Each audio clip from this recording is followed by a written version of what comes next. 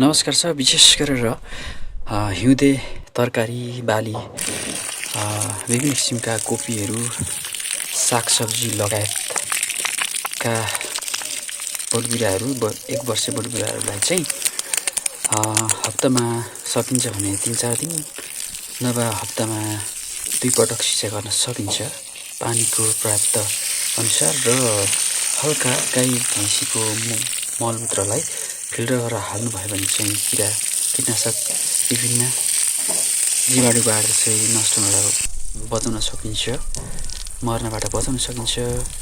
र सिँचाइ गर्दा चाहिँ विशेष गरेर बेलुका गर्नु राम्रो हुन्छ, किनभने दिउँसो घाम र विभिन्न तापक्रमले गर्दाखेरि पात लड्ने सम्भावना हुन्छ र यस्ता विशेष गरेर 1 हप्ता 2 हप्ता पुगेका मसिना तरकारी बालीहरूलाई यिनीहरूले घाम पानी कम सहने भएकाले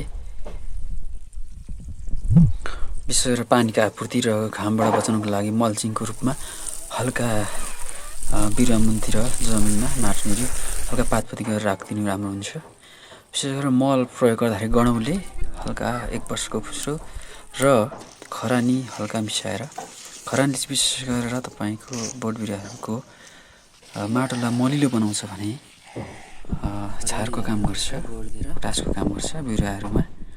र कम्पोस्ट अर्ग्यानिक गाई भैँसीको मलबाट चाहिँ एकचोटि हल्का गोडेर यसरी हामीले मल पूर्ण प्रयोग गरेर कोट्याएर हाल्यो भने राम्रो उत्पादन गर्न सकिन्छ।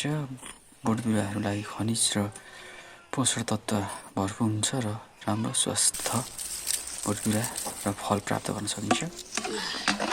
र सिँचाइ गर्दाखेरि बेलुका र विशेष गरेर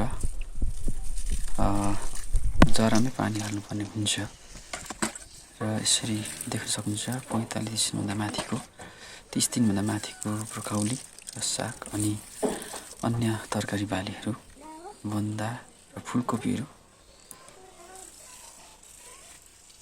अर्को कुरा, सिँचाइ बढी गर्दाखेरि पनि बढी झारा हुने सम्भावना हुन्छ, रोप्दा पनि हामीले उपयुक्त समयमा रोप्नुपर्ने हुन्छ।